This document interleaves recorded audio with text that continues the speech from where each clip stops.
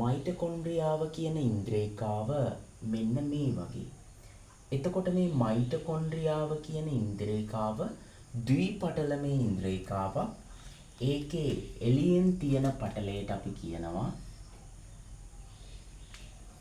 පිටත පටලය කියලා.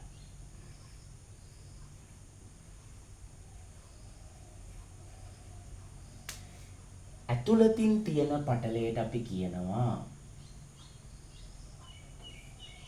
ඇතුළත පටලය කියලා.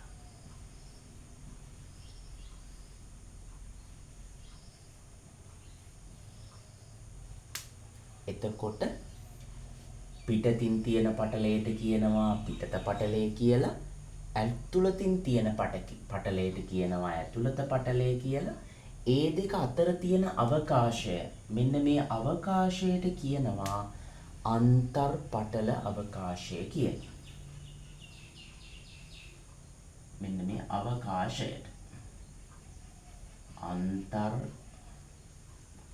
පටල අවකාශය.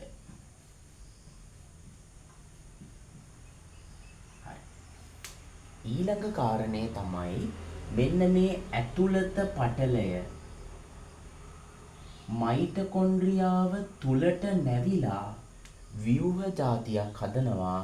ඒවට අපි කියනවා මියර කියලා. මේ තියෙන්නේ මේවට අපි කියනවා මියර කියලා.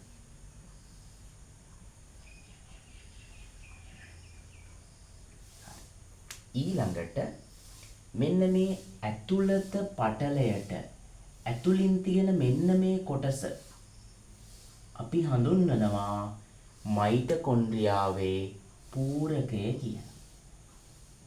මයිටොකොන්ඩ්‍රියාවේ පූරකය කියලා. මෙන්න මේ ඇතුළේ තියෙන මෙන්න මේ කොටස පූරකය කියලා හඳුන්වනවා. එතකොට ඊළඟට මේක ඇතුලේ අපිට නම් කරන්න තියෙනවා මෙන්න මේ නිදහස් රයිබෝසෝම.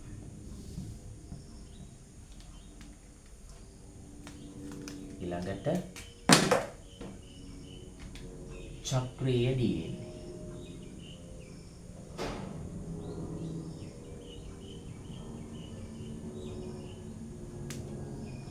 මේ චූටි කළු පාට තිත් වගේ තියෙන්නේ නිදහස් රයිබෝසෝම 70 S රයිබෝසෝම මේ.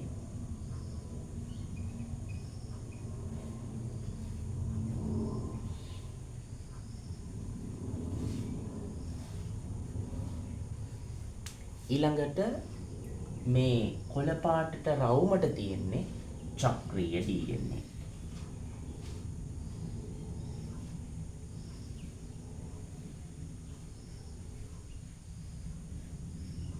එතකොට මයිටොකොන්ඩ්‍රියාවක ව්‍යුහය ගැන අහන රචනා ප්‍රශ්නයකදී මෙන්න මේ මයිටොකොන්ඩ්‍රියාවේ රූපය ඇඳීම ප්‍රමාණවත්. රූපය ඇඳලා ඊට පස්සේ මේ රූපය විස්තර කරන්න ඕන. එතකොට මේක විස්තර කිරීම අපිට පටන් ගන්න පුළුවන් එළියේ ඉඳලා. මූලිකව ගත්තොත් මේ මයිටොකොන්ඩ්‍රියා කියලා කියන්නේ ශූන්‍යෂ්ටික සෛලවල බහුලව දකින්න හම්බෙන ඉන්ද්‍රිකාවක්. ඒ කියන්නේ මේක අපිට ශක්තිය හදන්න දායක වෙනවා. ඉතින් මේක ගොඩක් තියෙනවා. ඊළඟට මේක ද්විපටලමේ ඉන්ද්‍රිකාවක්.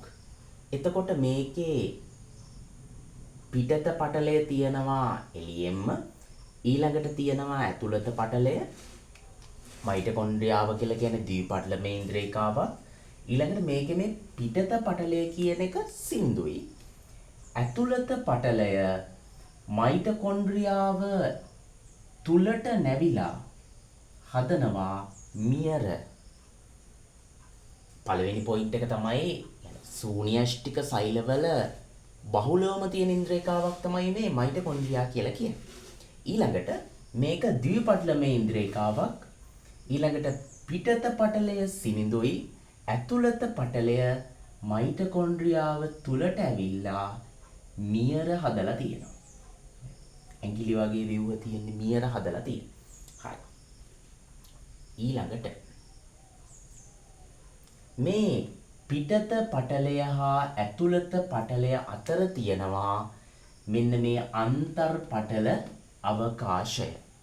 පිටත පටලය හා ඇතුළත පටලය අතර තියෙනවා අන්තර් පටල අවකාශය. මේක තමයි ඊළඟ පොයින්ට් එක. හරි. ඊළඟට මෙන්න මේ ඇතුළත පටලයට ඇතුලෙන් තියෙන අවකාශයට අපි කියනවා මෙන්න මේ අවකාශයට මයිටොකොන්ඩ්‍රියාවේ පූරකය කියන. තියෙන්නේ මෙන්න මේ පූරකය කියන අවකාශය මේ තියෙන්නේ. එතකොට මේ මයිටොකොන්ඩ්‍රියාවේ පූරකය කියන අවකාශයේ 70 රයිබෝසෝම, ඒ කියන්නේ මේ නිදහස් රයිබෝසෝම 70 නිදහස් රයිබෝසෝම තියෙනවා. ඊළඟට චක්‍රීය DNA තියෙනවා. එන්සයිම තියෙනවා. තව පොස්පේට කණිකා තියෙනවා. මෙන්න මේවා මේ පූරකය තුල අන්තර්ගත වෙනවා. ওই ටික තමයි විශේෂයෙන් කියවෙන්න ඕන දේවල් ටික. ඊළඟට තව වැදගත් කාරණා දෙකක් තියෙනවා. සෛලීය ශ්වසනයේදී සිද්ධ වෙන ක්‍රේබ්ස් චක්‍රය කියන ක්‍රියාවලිය සිද්ධ වෙන්නේ මෙන්න මේ මයිටොකොන්ඩ්‍රියාව කියන ඉන්ද්‍රිකාවේ පූරකය ඇතුලේ. එතකොට මෙන්න මේ ක්‍රේබ්ස් චක්‍රය සිද්ධ වෙන්න අවශ්‍ය එන්සයිම මෙන්න මේ පූරකය තුල අන්තර්ගත වෙනවා. එකක් මෙන්ෂන් වෙන්න ඕන. ඊළඟට සෛලීය ශ්වසනයේම අවසාන ක්‍රියාවලිය තමයි අවසාන කොටස තමයි ඉලෙක්ට්‍රෝන පරිවහන දාමය. එතකොට ඉලෙක්ට්‍රෝන පරිවහන දාමය සිද්ධ වෙන්නේ මෙන්න මේ මියර පටලවල. ඒ කියන්නේ මයිටොකොන්ඩ්‍රියාවේ මේ පටලයේ තමයි සිද්ධ වෙන්නේ. එතකොට මෙන්න මේ ඉලෙක්ට්‍රෝන පරිවහන දාමයට අවශ්‍ය එන්සයිම ඊළඟට ප්‍රෝටීන මෙන්න මේ මියරවල තියෙනවා. එන්සයිම ප්‍රෝටීන ඉලෙක්ට්‍රෝන පරිවහන දාමය. ඒකෙම තව කෑල්ලක් තියෙනවා ඔක්සිකාරක ෆොස්ෆොරයිලීකරණ එක. ඉතින් අපිට ඒකත් මෙන්ෂන් කරන්න පුළුවන්. එතකොට ක්‍රෙබ්ස් චක්‍රයට අදාළ එන්සයිම සෛලීය ශ්වසනයේ ක්‍රෙබ්ස් චක්‍රයට අදාළ එන්සයිම තියෙනවා පූරකය ඇතුලේ.